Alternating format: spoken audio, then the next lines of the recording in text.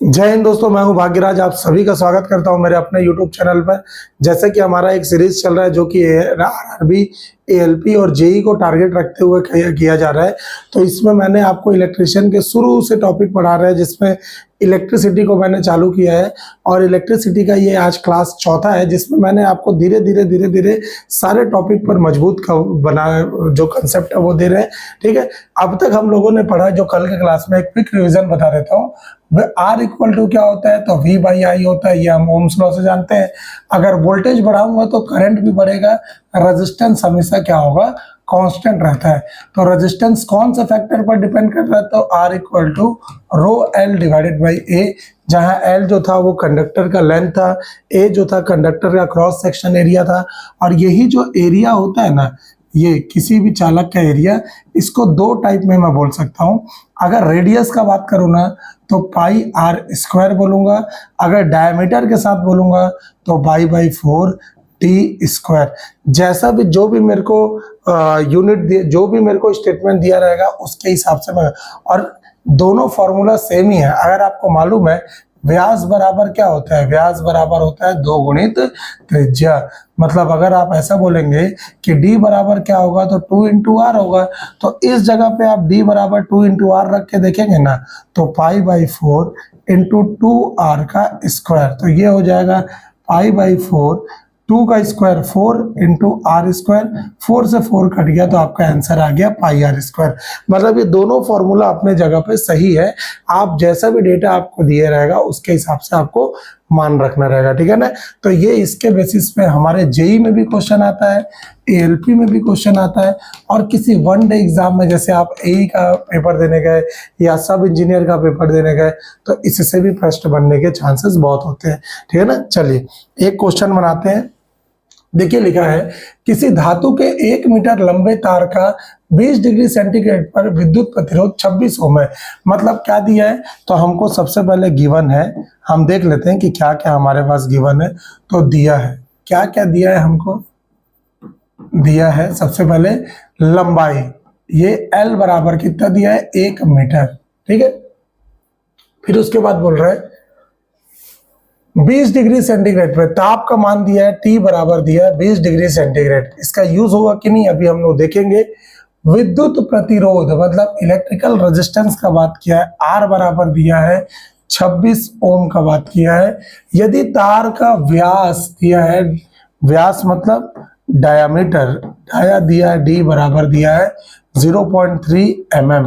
और मैं आपको पहले भी बता चुका हूं कि 1 सेंटीमीटर में 10 टू दी पावर -2 मीटर होता है, 1 मिलीमीटर में 10 टू दी पावर -3 मीटर होता है, 1 माइक्रोमीटर में 10 टू दी पावर -6 मीटर होता है, 1 नैनोमीटर में 10 टू दी पावर -9 मीटर होता है, 1 पिकोमीटर में 10 टू दी पावर -12 मीटर होता है।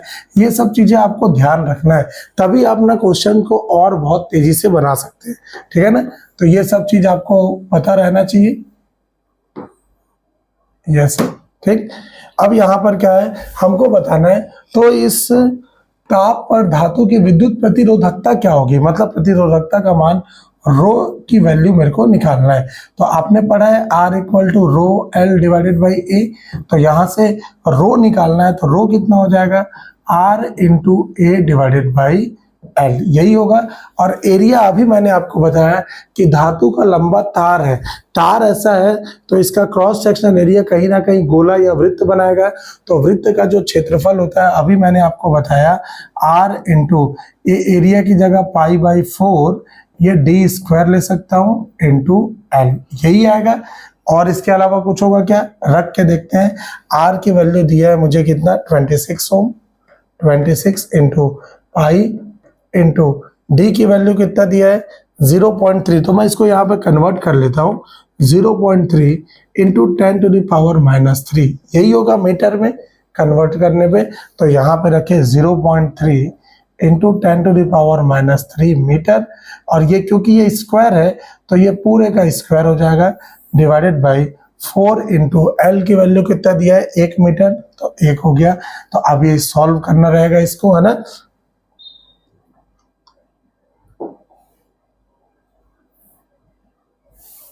आई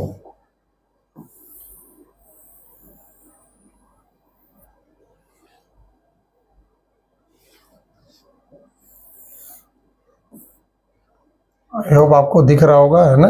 ठीक, तो ये कितना हो जाएगा जब मैं इसको हल करूंगा, तो ये आएगा 26 इंटू पाई की वैल्यू अगर लगता है तो डाल दीजिए, नहीं तो कोई दिक्कत नहीं है। 3.14 या पाई के साथ में ही लेके चलिए, कोई बहुत बड़ा इशू नहीं है। 26 पाई इंटू 0.3 का स्क्वायर करूंगा तो 0.9 होगा। ठीक है, 0.09। यहाँ पर आप इसको देखेंगे 0.3 इंटू 0.3 इंटू ये हो जाएगा 10⁻⁻6 डिवाइडेड बाई 4। तो ये जो है ना 0.3, एक पॉइंट हटाने के लिए यहाँ एक जीरो लगाया, ये पॉइंट हटाने के लिए यहाँ जीरो लगाया, तो आपके पास हो गया 26 पाई इंटू 3 3 जा 9 इंटू 10⁻⁻6 डिवाइडेड बाई 400। ये हो रहा है ना। आप इसको और काटेंगे ना, और काटेंगे, मान लो ये मैं इसको राउंड फिगर करके बनाता, तो ये मान लो मैं बोलता कि ये 24 रहता, तो 4 एकम 4, 4 छक्के 24, तो 9 छक्के 54 पाई इंटू 10⁻⁻6 डिवाइडेड बाई 100 है। तो यहाँ से कितना हो जाता है 54 पाई इंटू 10⁻⁻6 इंटू 10⁻⁻2, तो ये हो जाता 54 पाई इंटू 10⁻⁻8 ओम मीटर। ये इसका आंसर आता है। रियल आंसर नहीं है क्योंकि पाई को सॉल्व करना पड़ेगा, बट मैं आपको एक तरीका बता रहा हूँ कि आप कैसे चीजों को सॉल्व करते हैं। ये 26 था ना, क्योंकि काटने में पॉइंट पॉइंट रहता तो मैं इसको राउंड फिगर करके 24 बोल दिया। आप बोल सकते हैं सर इसको 28 नहीं बोल सकते थे, आप कर लीजिए, जो रियल आएगा आंसर आएगा वो कम आता। मेरा रियल आंसर क्या हुआ, इसको मैं कम किया हूँ तो कम आ रहा है। रियल आंसर 54 पाई ना हो कि 54.7 पाई, 55 पाई, 57 पॉइंट, ऐसा भी आ सकता है। क्लियर हो रहा है। तो ये आपको सॉल्व करना है इसको। ठीक, चलिए दूसरा नंबर देखते हैं।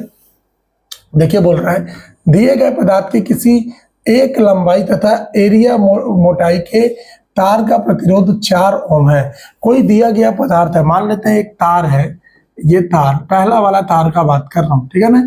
किसी एक लंबाई मतलब L1 का मान दिया है कितना, 1 मीटर। एरिया दिया है, A1 का मान दिया है, मान लो A ही दिया है, ठीक है ना, हमको नहीं पता है, ये A दिया है। इस तार का प्रतिरोध R1 का मान दिया है भाई 4 ओम। ठीक है, इसी पदार्थ के किसी अन्य तार का प्रतिरोध क्या होगा जिसकी लंबाई L/2 और मोटाई 2 है। मतलब ये L है ना, ये L है, तो ये L है। तो दूसरा चीज ये बोल रहा है, अब वही तार का, सेम तार का अगर मैं बोलूं कि अगर इसकी लंबाई ना, जो दूसरे कंडीशन के लिए, केस नंबर 2 का बात कर रहा हूं बेटा मैं, केस नंबर 2, अगर यही जो लंबाई था ना पहले वाला, ये अब आधा हो जाए बेटा, ये जो है इस लंबाई का आधा हो जाए, तो ये नया वाला लंबाई बनेगा L2। क्लियर है। पुराना वाला जो भी लंबाई था उसका आधा कर दूंगा तो नया वाला लंबाई बनेगा। ऐसे बोल रहा है जो एरिया होगा ना, ये एरिया नया वाला A2 जो होगा ना, पुराने वाले एरिया का 2 गुना होगा, मतलब 2 इंटू A1 का बात कर रहा है। तो इन दोनों में यहाँ पर मैं एक काम करता हूँ, R बराबर क्या होता है, रो L डिवाइडेड बाई A होता है ये वाला। ठीक है, रख के देखते हैं यहाँ पर अगर मैं बोलूं इस दोनों तार का रजिस्टिविटी तो समान होगा, क्योंकि दोनों सेम तार है ना, इसी पदार्थ का बोल रहा है, और पदार्थ अगर सेम है तो प्रतिरोधकताएं भी समान होगी, क्योंकि प्रतिरोधकता एक कांस्टेंट टर्म होता है। तो अगर मैं यहाँ से वैल्यू निकालूं तो यहाँ से आप बोलेंगे R बराबर क्या होगा, तो रो L डिवाइडेड बाई A। तो R1 बराबर रो L1 डिवाइडेड बाई A1। यहाँ से रो की वैल्यू निकाल सकता हूँ क्या मैं, अगर रो की वैल्यू निकालूंगा तो हो जाएगा R1 into A1 divided by L1, यही आएगा। तो यहाँ से आप देखेंगे 4 A1 की जगह कितना है, तो A डिवाइडेड बाई L1 की जगह कितना है, तो L है, तो 4A डिवाइडेड बाई L, ये रो की वैल्यू है। यहाँ पर अगर आप देखेंगे तो R2 बराबर क्या होगा, रो L2 डिवाइडेड बाई A2, यही फॉर्मूला होगा। तो क्योंकि रो समान है तो इस रो को यहाँ पर वैल्यू को रख देता हूँ, रो की वैल्यू हो जाएगी 4 into A divided by L into L2 की वैल्यू क्या दिख रही है यहाँ पर, तो आप बोलेंगे सर L1 डिवाइडेड बाई 2, और एरिया कितना दिख रहा है, तो एरिया यहाँ से आप बोलेंगे ये L1 divided by 2 into area तो नीचे है, तो एरिया कितना है 2A1, तो 2A1। क्योंकि L1 की जगह L है, तो मैं इस L1 की जगह ना यहां पर ये जो L1 की जगह है इसकी जगह L लिख सकता हूं, इसकी जगह L लिख सकता हूं, और जो A1 है ना उसकी जगह मैं A लिख सकता हूं, ठीक है ना। ये जो A1 है इसकी जगह A लिख सकता हूं। तो A से A कट गया, L से L कट गया, 2 से 2 गया, ये 4 गया, तो R2 नया वाला प्रतिरोध आ गया 1 ओम। पुराना वाला प्रतिरोध था 4 ओम और नया वाला प्रतिरोध कितना आ गया 1 ओम। तो यही मेरे को बताना था अन्य तार का प्रतिरोध क्या होगा, तो इसका आंसर आएगा 1 ओम। ठीक है, तो ऐसी टाइप के आपको क्वेश्चन बनते हैं कि लंबाई को 2 गुना कर दे, आधा कर दे, डायमीटर को आधा कर दे तो क्या होगा, यही सब वाले क्वेश्चन आपको ज्यादा बनेंगे। ठीक है ना। चलिए आगे वाले टॉपिक को पढ़ते हैं। नेक्स्ट टॉपिक जो रहेगा वो है प्रतिरोधों का समायोजन। प्रतिरोधों का समायोजन, ठीक है ना। प्रतिरोधों का समायोजन, तो 3 टाइप का प्रतिरोधों का समायोजन ना हम 3 टाइप का करेंगे। पहला नंबर मैं बोल रहा हूं श्रेणी क्रम। श्रेणी क्रम इसको बोलते हैं series combination. Series combination. Number second है पैरेलल कॉम्बिनेशन। Parallel combination. समांतर क्रम, ये होगा समांतर क्रम। अगर आप इस जगह पे देखेंगे ना तो सीरीज कॉम्बिनेशन का मतलब होता है जब प्रतिरोधों को ये ऐसे बनाया, ये दूसरा प्रतिरोध बना रहा हूं, ये तीसरा प्रतिरोध बना रहा हूं, तो सीरीज कॉम्बिनेशन कैसे बोलेंगे। मान लो मैं इसको बोला ये R1 है, ये R2 है, ये R3 है। इसका मतलब है कि तीनों के तीनों प्रतिरोध क्या है, अलग अलग वैल्यू के हैं। अगर R R R लेता ना तो मैं बोलता कि सारे प्रतिरोध समान है, लेकिन R1 R2 R3 लेने का मतलब क्या है कि तीनों प्रतिरोध की वैल्यू अलग अलग है, तीनों रेजिस्टेंस की। तो श्रेणी क्रम कैसे होगा, जब पहले प्रतिरोध, ये देखिए ये वाला पॉइंट, पहले प्रतिरोध का पहला बिंदु है, ये पहले प्रतिरोध का दूसरा बिंदु है, समझ आ रहा है। ये दूसरे प्रतिरोध का पहला बिंदु है, ये दूसरे प्रतिरोध का दूसरा बिंदु है, ये तीसरे प्रतिरोध का पहला बिंदु है, ये तीसरे प्रतिरोध का दूसरा बिंदु है। ठीक है, तो ये श्रेणी क्रम में कैसे होगा, जब पहले प्रतिरोध का पहला बिंदु दूसरे प्रतिरोध के पहले बिंदु के साथ कनेक्ट हो जाए। ये पूछता है पेपर में, ध्यान रखिएगा। मैंने क्या लिखा, जब पहले प्रतिरोध का पहला बिंदु, पहले प्रतिरोध का पहला बिंदु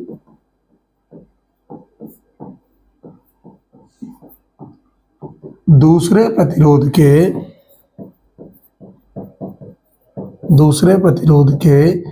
पहले बिंदु, पहला प्रतिरोध का दूसरा बिंदु, सॉरी, पहला प्रतिरोध का दूसरा बिंदु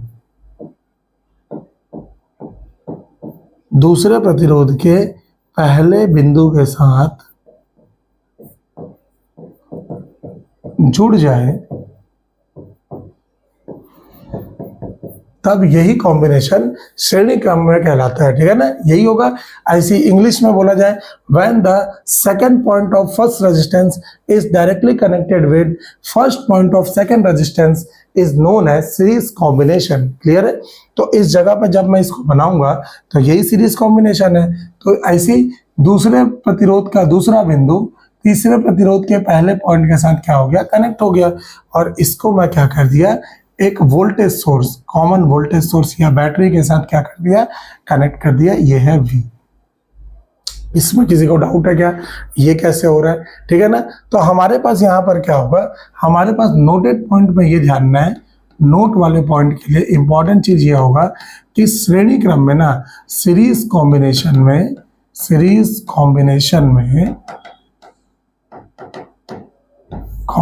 में करंट सेम होता है भाई, करंट इक्वल होता है। इक्वल का मतलब है करंट डिवाइड नहीं होता। एक साथ सब वर्ड लिख दे रहा हूं, डिवाइड नहीं होता है। ठीक है ना, लेकिन वोल्टेज क्या होता है, जो वोल्टेज होगा वो अलग अलग होता है, मतलब वोल्टेज क्या होगा, डिवाइड हो जाता है, डिवाइड हो जाता है। मतलब अगर आप यहाँ से देखेंगे ना, तो अगर ये प्लस से, मैंने बोला कि करंट निकल रहा है इस प्लस से, तो यहाँ से करंट आया ऐसे, ये करंट ऐसे जा रहा है ना, तो ये R1 में भी सेम आई रहेगा, ये आगे बढ़ा R2 में भी सेम आई रहेगा, और ये आगे बढ़ा करंट ये R3 में भी सेम आई रहेगा। लेकिन जो वोल्टेज होगा ना, ये R1 के लिए ये हो जाएगा V1, R2 के लिए ये हो जाएगा V2, और R3 के लिए हो जाएगा V3। अलग अलग वोल्टेज ड्रॉप आएगा। ये डाउट में है, इसमें क्लियर है? तो यहीं से हमको पूरा का पूरा क्वेश्चंस को बनाना रहता है, ठीक है ना।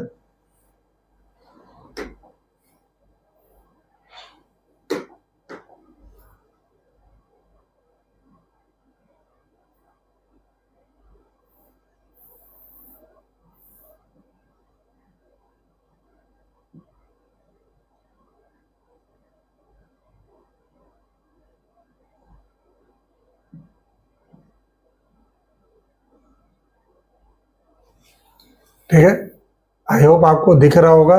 तो यहां से क्या होगा, अब हम टोटल वोल्टेज जो निकलेगा ना, टोटल वोल्टेज ये निकलेगा V equal to V1 plus V2 plus V3, ठीक है ना। तो V टोटल वोल्टेज कैसे निकलेगा, total current into total resistance. ये सीरीज का है तो मैं RS बोल देता हूँ, ठीक है ना। श्रेणी क्रम का है तो V1 का निकलेगा, ओम के नियम से क्या होता है, V equal to I into R होता है। तो यहाँ से V equal to I into R1। ये I1 क्यों नहीं ले रहा हूँ, क्योंकि आपको मालूम है कि करंट क्या होता है, सीरीज में इक्वल होता है। तो I into R1 plus V2 लूंगा, I into R2 plus V3 लूंगा, I इंटू R3। तो यहाँ से क्या हो गया, I कॉमन आ गया, R1 plus R2 plus R3, ये आ गया I, ये हो गया I इंटू RS, मतलब सीरीज कॉम्बिनेशन। एक I से एक I कट गया, तो RS इक्वल टू आ गया बेटा R1 plus R2 plus R3। अगर सर्किट में N प्रतिरोध रहते ना, तो plus dot dot dot dot plus क्या करते, RN लिखते हैं ना। ये हमारा हो गया सीरीज कॉम्बिनेशन में टोटल रेजिस्टेंस कैसे निकालते हैं। ये इससे एक क्वेश्चन आपको सीरीज पैरेलल से हमेशा मिलता है, ठीक है ना। इस जगह पे अगर आप देखेंगे तो हम लोग अभी आगे क्वेश्चन भी करेंगे, थोड़ा हम समझ लेते हैं पैरेलल कॉम्बिनेशन को भी, कि पैरेलल कॉम्बिनेशन क्या होता है। पैरेलल कॉम्बिनेशन, समांतर क्रम। तो इसमें क्या होगा, एक प्रतिरोध ऐसा बना हुआ है, ये दूसरा प्रतिरोध है, ये तीसरा प्रतिरोध है, ठीक है ना। ये पहले प्रतिरोध, ये R1, R2, R3, ये पहले प्रतिरोध का पहला बिंदु, पहले प्रतिरोध का दूसरा बिंदु, दूसरे प्रतिरोध का पहला बिंदु, दूसरे प्रतिरोध का दूसरा बिंदु, तीसरे प्रतिरोध का पहला बिंदु, तीसरे प्रतिरोध का दूसरा बिंदु। जब सारे प्रतिरोधों के पहले पहले पॉइंट को ऐसे कनेक्ट कर दो ना, और दूसरे सारे प्रतिरोधों के दूसरे दूसरे पॉइंट को भी ऐसे कनेक्ट कर दो, तो ये मेरा कहलाता है पैरेलल कॉम्बिनेशन। और इसी को मैं क्या किया, एक वोल्टेज सोर्स के साथ जोड़ दिया ना, प्लस माइनस V के साथ, तो यहाँ पर ये आ गया V, है ना।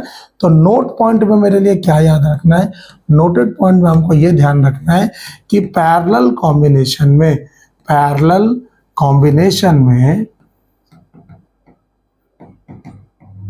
जो वोल्टेज होगा, जो वोल्टेज होगा वो सेम होता है, परंतु जो करंट होगा ना, जो करंट होगा वो डिवाइड हो जाता है। ये ध्यान रखिएगा, डिवाइड हो जाता है। इससे पहले आप देखेंगे तो यहाँ पर क्या हुआ था कि वोल्टेज डिवाइड हो जा रहा था, करंट सेम था। लेकिन यहाँ पर क्या हो रहा है, वोल्टेज सेम होगा, करंट डिवाइड हो जाएगा, ठीक है ना। तो जो इंपॉर्टेंट चीज है, घरों में जो इक्विपमेंट कनेक्ट होते हैं, घर में सारे आपके जो यंत्र कनेक्ट होते हैं ना, लोड जो होता है जिसको लोड बोलते हैं, सारे पैरेलल में कनेक्ट होते हैं, पैरेलल में।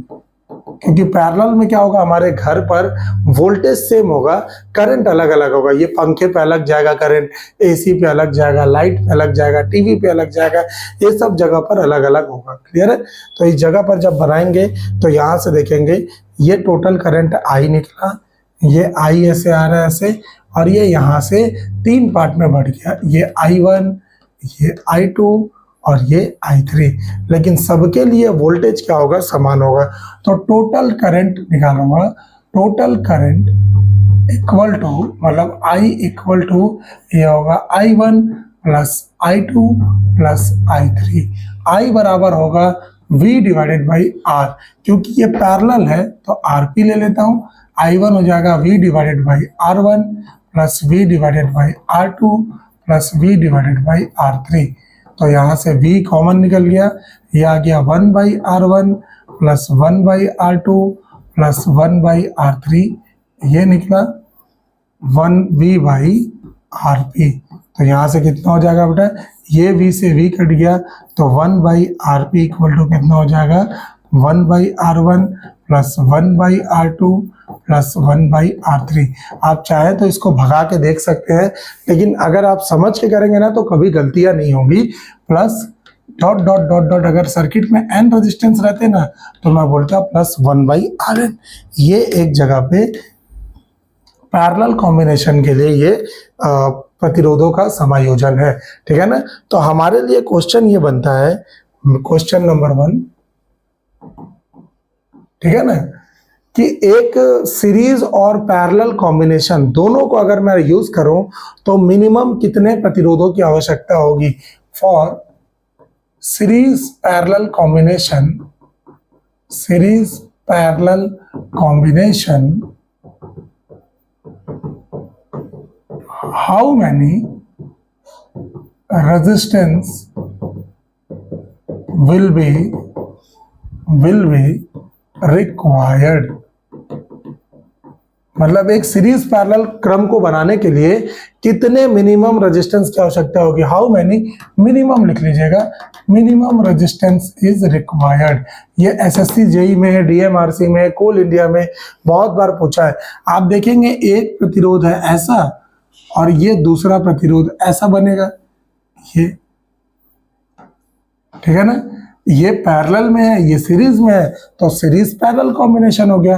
तो कितने रेजिस्टेंस की आवश्यकता हुई, 1, 2 और 3। तो आंसर क्या आएगा बेटा, इसका आंसर आएगा 3 मिनिमम रेजिस्टेंस की आवश्यकता होती है फॉर सीरीज कॉम्बिनेशन। क्लियर है? अब इसके बेसिस पे हम क्वेश्चन बनाते हैं। जैसे मैं बोला आपके पास ये 4 ओम है, ये 4 ओम है, 4 ओम और 4 ओम के प्रतिरोध ना सीरीज क्रम में है, तो इसका इक्विवेलेंट कितना आएगा। तो आपने अभी बताया RS बराबर होता है R1 प्लस R2, तो ये कितना हो गया, 4 प्लस 4 बराबर कितना हो गया, 8 ओम। इसका इक्विवेलेंट आ गया 8 ओम। ऐसे ही मैं बोला आपको कि भाई एक बात बताओ, ये मैं बोला 6 ओम और 6 ओम के प्रतिरोध सीरीज में है, तो आप क्या बोलेंगे, तो RS बराबर आप बोलेंगे 6 प्लस 6 कितना हो गया, 12 ओम। आप बोलेंगे सर इतना सिंपल है, सिंपल करा रहा हूं क्योंकि अभी इसी के बेसिस पे एक डायरेक्ट कंसेप्ट सिखाऊंगा आपको, ध्यान रखिएगा। मैं बोला यहाँ पर आपके पास ये 12 ओम है, ये 12 ओम है, ये 12 ओम, ये 12 ओम, तो सीरीज कॉम्बिनेशन से कितना हो जाएगा, 12 प्लस 12 ये कितना हो गया, 24 ओम। तो आप देखेंगे यहाँ पर इतने जगह पर जो मैं बता रहा हूँ ना, यहाँ पर अगर मैं अब आपको बोल रहा हूँ कि ये मान लो कि ये A ओम का प्रतिरोध है, ये भी A ओम का प्रतिरोध है, ठीक है, तो RS कितना होगा, तो RS होगा, आप बोलेंगे सर 2 इंटू A, क्योंकि यहाँ पर आप देख रहे हैं ना, तो 2 इंटू 4 भी हो सकता है, यहाँ पर 2 इंटू 6 हो सकता है, यहाँ 2 इंटू 12 हो सकता है। तो ये क्या है, 2 के साथ ये वो वाला प्रतिरोध है जो यहाँ दिया हुआ है, 2 के साथ ये वो वाला प्रतिरोध है जो यहाँ दिया हुआ है, 2 के साथ ये वाला प्रतिरोध है जो यहाँ दिया हुआ है, तो RS हो गया 2 इंटू A। इसका मतलब बोलने का है कि 2 समान प्रतिरोध अगर श्रेणी क्रम में होंगे ना, तो हमेशा उसका 2 गुना कर देंगे ना, तो ये मेरा इक्विवेलेंट आएगा, टोटल इक्विवेलेंट आ जाएगा। 2 इंटू A कर दिया तो टोटल इक्विवेलेंट आ गया, ठीक है ना। सेम कंसेप्ट हमको पैरेलल में भी लगाना है, बट पैरेलल में ध्यान ये रखना है, जैसे ये आपको बोला कि 4 ओम और 4 ओम पैरेलल कॉम्बिनेशन में है, 4 ओम और 4 ओम समांतर क्रम में है, तो यहाँ पर इक्विवेलेंट आएगा 1/R इक्वल टू 1/4 प्लस 1/4। आप इसको सॉल्व करेंगे, 4 और 4 का एलसीएम 4 हो गया, 1 प्लस 1 हो जाएगा, तो ये आ गया आपके पास 2/4 और ये 1/R की वैल्यू है, तो 2 1 जा 2, 2 2 जा 4, तो 1/R की वैल्यू आ रही है 1/2, तो R बराबर हो गया 2 ओम। यहाँ आपको पलटना है बेटा, यहाँ पर पलटना इंपॉर्टेंट है, पलटना जरूरी है।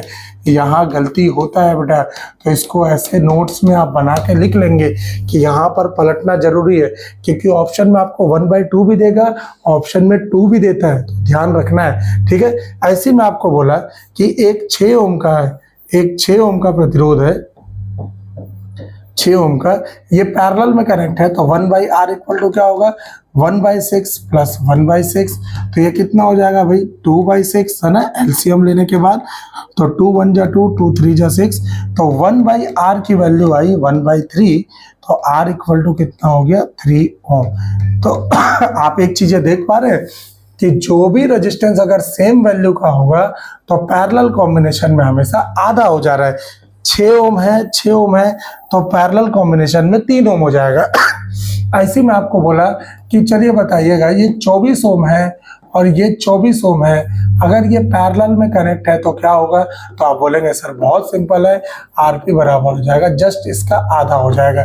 तो श्रेणी क्रम में क्या होता था, दो समान प्रतिरोध डबल हो जाते थे, पैरेलल कॉम्बिनेशन में क्या होता है, दो समान प्रतिरोध है तो आधा हो जाता है। तो किसकी वैल्यू ज्यादा होगी, तो आप बोलेंगे सर हमेशा जो श्रेणी कॉम्बिनेशन में रेजिस्टेंस आएगा ना, वो हमेशा पैरेलल कॉम्बिनेशन के रेजिस्टेंस से हमेशा क्या होगा, बड़ा होगा। ट्रिपल स्टार में स्टेटमेंट वाइज क्वेश्चन बना के इससे आपको प्रश्न मिलते हैं, क्लियर है। तो मैं आपको अभी पीडीएफ दिखाता हूं।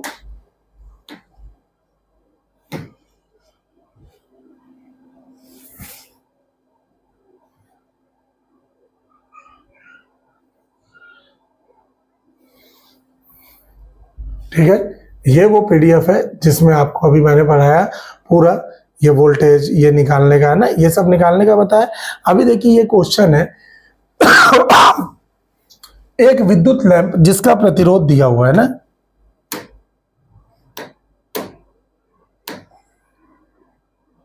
यहां पे आप देखेंगे एक विद्युत लैंप जिसका प्रतिरोध 20 ओम है, मतलब इस लैंप का प्रतिरोध कितना दिया है भाई 20 ओम दिया है, मतलब इस लैंप की जगह मैं 20 ओम का बना, ये पैरेलल में मत कर दीजिएगा बेटा, इसका मतलब ये पैरेलल में कतई नहीं है ना, ये इसका ये जो मीनिंग है ना, ये पैरेलल में कतई नहीं है। इसका मतलब है कि मैं इस लैंप की जगह ना ये इसको लगा सकता हूँ एक 20 ओम का रेजिस्टेंस, ठीक है ना, ऐसे लगा दिए। एक 4 ओम प्रतिरोध के साथ 6 वोल्ट की बैटरी चित्र 11.9 के अनुसार, मतलब ये 4 ओम है, ये 20 ओम है और ये 6 वोल्ट का एक बैटरी लगा हुआ है, तो मेरे को बताना है परिपथ का कुल प्रतिरोध। आपको मालूम है ये 4 ओम और 20 ओम कैसे दिख रहे हैं भाई, श्रेणी क्रम में दिख रहे हैं, श्रेणी क्रम में दिख रहे हैं। तो श्रेणी क्रम में क्या होगा, 4 + 20 कर दूंगा तो कितना आ गया बेटा 24 ओम, ये पहले का आंसर आ गया 24 ओम। परिपथ में प्रवाहित विद्युत धारा कितनी होगी, तो कितनी धारा प्रवाहित होगी, I बराबर होगा V divided by total resistance. भाई यही तो रहता है ना ओम का नियम, I बराबर क्या होगा V divided by total resistance. V हमने निकाला है कितना, V दिया हुआ है 6 और टोटल रेजिस्टेंस कितना दिया है 24, तो 6 कम 6, 6 चौके 24, ये हो गया 0.25 एम्पियर, ये आपका टोटल करंट आ गया। विद्युत लैंप और चालकों के सिरों के मध्य विभवांतर परिकलित करना है। विद्युत लैंप और चालक के सिरे, ये विद्युत लैंप है, इसका वोल्टेज कितना आएगा, तो आप देखेंगे भाई वोल्टेज हमेशा कैसे निकलता है, अगर मेरे को लैंप का वोल्टेज चाहिए ना, लैंप का वोल्टेज, तो मेरे को लैंप में प्रवाहित होने वाली धारा और प्रतिरोध चाहिए रहेगा, क्योंकि धारा हमने पहले निकाल चुका है कितना 0.25, और श्रेणी क्रम में आपको मैंने पहले ही बताया कि धारा क्या होती है, समान होती है, और वोल्टेज क्या होता है, डिवाइड होता है। तो वोल्टेज भिन्न होता है, वोल्टेज डिवाइड होता है, तो धारा यहाँ के लिए भी 0.25 होगी, यहाँ के लिए भी 0.25 एम्पियर होगी। तो यहाँ पर हम बनाएंगे, सबसे पहले I दिया हुआ है 0.25, इंटू प्रतिरोध का मान कितना दिया है 20 दिया है, तो 25 दूनी 50 होता है, ठीक है, और एक जीरो लग गया, डबल जीरो हट गया, ये आ गया 5 वोल्ट। ऐसी ये वाले प्रतिरोध के लिए वोल्टेज कितना आएगा, तो प्रतिरोध 4 ओम प्रतिरोध के लिए वोल्टेज अगर मैं निकालूंगा तो कितना आएगा, 4 ओम प्रतिरोध के लिए जो वोल्टेज निकलेगा V बराबर ये निकलेगा 0.25 इंटू यहाँ पे 4, 25 चौके 100 होता है और 2 अंक के बाद दशमलव मतलब 1 वोल्ट आ गया। तो दोनों के बीच का जो विभवांतर होगा तो विभवांतर ये निकलेगा हमेशा बड़ा वोल्टेज माइनस और दोनों विभव का अंतर। ये वोल्टेज आया 5 माइनस ये वोल्टेज आया 1, तो 5 माइनस 1 किया तो 4 वोल्ट का मेरे पास क्या हुआ, विभवांतर आया है। तो इसको ऐसे पूरा का पूरा बनाना है। क्या आपको समझ आ रहा है ये चीजें क्या चल रहा है, ठीक है ना, इस चीजों को पूरा बनाना है। देखिए ऐसा निकला ना 6, 0.25, फिर ये 5 वोल्ट 1 वोल्ट दोनों का डिफरेंस किए तो 4 ओम आया, ठीक है। ये ऐसे करके पूरा बनाना है, ठीक है। इसको आपको बनाना रहेगा पूरे के पूरे 5 ओम 8 ओम और 12 ओम के प्रतिरोध एक श्रेणी क्रम में लगे हैं, तो कितना होगा, सबको जोड़ दिए 5 8 5 कितना हो जाएगा 13 13 और 12 कितना हो गया 25 ओम हो गया। आपको करंट निकालना है तो वोल्टेज डिवाइडेड बाय रेजिस्टेंस कर दिए, ये समांतर क्रम में प्रतिरोधों का समायोजन हो गया, ठीक है ना। ये इतना यही वाला चीज हम लोग निकाल रहे थे पूरा का पूरा, ठीक है। 5 10 और 30 ओम की बैटरी ये इसमें प्रतिरोध समांतर क्रम में कनेक्ट है, तो मुझे बताना है तो 1/R इक्वल टू कैसे निकलेगा बेटा, 1/5 प्लस 1/10 प्लस 1/30 ऐसे है। तो सबसे पहले 5 10 और 30 का एलसीएम कितना आ गया, तो मैं बोल देता हूँ 30 आ जाएगा। तो 5 छक्के 30, 6 एकम 6 प्लस 10 तिया 30, 3 एकम 3 प्लस 30 एकम 30, 1 एकम 1, तो ये कितना हो गया 6 3 9 और 1 10/30, तो 1/R है, तो 0 से 0 कट गया, तो R बराबर कितना हो गया बेटा 3 ओम R आ गया, ठीक है। फिर बोल रहा है प्रतिरोध इतना दिया है, 12 वोल्ट की बैटरी के साथ संयोजित किया गया है, प्रत्येक में धारा बताना है। तो धारा कैसे निकलेगा बेटा, धारा I बराबर निकलेगा V/R1। जैसे I1 निकालना है तो V/R1, I2 निकालना रहेगा तो V/R2, ऐसी I3 निकालना रहेगा तो V/R3। आप निकाल सकते हो बेटा, V कितना दिया है 12 डिवाइडेड बाई R1 कितना दिया है 5, ये आपका आंसर हो गया।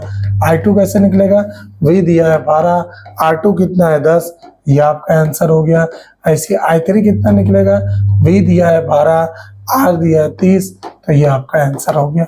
मतलब आपको ये मालूम है कि पैरेलल कॉम्बिनेशन में वोल्टेज क्या होता है, सेम होता है, करंट डिवाइड हो जाता है, तो ऐसे करके निकालना है। क्लियर है। उम्मीद करता हूं आपको ये सेशन बहुत अच्छा लग रहा होगा। अगर आप पूरा वीडियो आराम से देखेंगे ना तो आपसे हर एक क्वेश्चन बन जाएगा। पूरे के पूरे टारगेट लेके चलिए कि इससे एक प्रश्न हमेशा पूछता ही है, हम इसको छोड़ नहीं सकते बेटा कि ये आसान है तो छोड़ देता हूं, हम इसको बिल्कुल भी छोड़ नहीं सकते कि ये आसान है तो मैं छोड़ देता हूं, ऐसा नहीं कर सकते, ठीक है ना। तो बेसिक्स को बहुत स्ट्रॉन्ग करिएगा। कल विद्युत का इलेक्ट्रिसिटी का लास्ट टॉपिक होगा जिसमें मैं आपको पावर निकालना बताऊंगा, हीट कैसे होता है इसके बारे में बताऊंगा। तो हीटिंग इफेक्ट के साथ हम इस यूनिट को खत्म करेंगे। उसके बाद सीधा मैं ट्रैक्शन चालू करूंगा, जो कि अभी ALP जो CBT 2 वाले लोग के लिए और जो JEE का एग्जाम होने वाला है 2 जुलाई को, वो उस लोगों के लिए बहुत इंपॉर्टेंट होगा ट्रैक्शन से क्वेश्चन बनाना, ठीक है ना। तो मैं कल अच्छे से आपको समझा दूंगा पूरा का पूरा, बस आप वीडियो से जुड़े रहिए और अपने दोस्तों में भी शेयर करिएगा ताकि इतने आसानी से जो मैं कंसेप्ट सिखा रहा हूँ उनको भी समझ आ जाए, ठीक। एक चीज ही बस कर दीजिए, वीडियो को शेयर कर दीजिए और अच्छा लग रहा होगा तो लाइक और कमेंट जरूर करिएगा। थैंक यू सो मच, जय हिंद।